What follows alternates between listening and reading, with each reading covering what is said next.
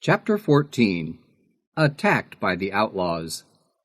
The Hardy Boys were so profoundly discouraged by the discovery that the tunnel, their sole hope of safety, ended in nothing but a blank wall of rock, that for a while they sat in the gloom, scarcely speaking. Their plight was perilous, and there seemed not the slightest ray of hope. At last Frank bestirred himself. "I'm still thinking of that gust of fresh air we felt farther back in the tunnel," he said. "There is fresh air coming in somewhere. The air in here isn't getting foul. Let's go back and explore the tunnel again. We might find an opening of some kind." "It won't be big enough for us to get through," predicted Joe gloomily. "Well, we'll go back and see anyway." The boys turned back. Frank took the lead again, and they moved on. The flashlight cast its bright circle of illumination on the dank rock walls of their prison as Frank explored every inch of the sides of the tunnel. For a while their scrutiny met with no reward.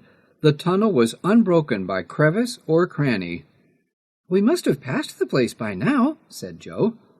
"I don't think so. We'll keep on trying." At last Frank gave an exclamation of satisfaction. He had felt a sudden rush of cold air against his face. It seemed to come from above, and he stopped, flashing the light hither and thither. "It's around here somewhere. I can feel the draft. There must be a big opening." The circle of light ceased wavering and rested finally on a place at the side of the tunnel toward the roof. It was just a dark patch, an indentation in the rock, but it was quite large, and it seemed to indicate an opening of some kind. It was about 5 feet from the ground.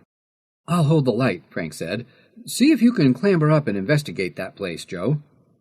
He stepped back and directed the flashlight so that Joe was able to find a convenient foothold. Joe reached up and secured a grasp on the edge of the natural shelf of rock.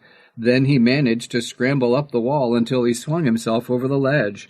Frank stepped back farther, and the light plainly revealed his brother kneeling on the rocky shelf.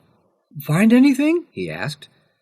"There's a powerful draft of air coming down through here," said Joe in tones of suppressed excitement.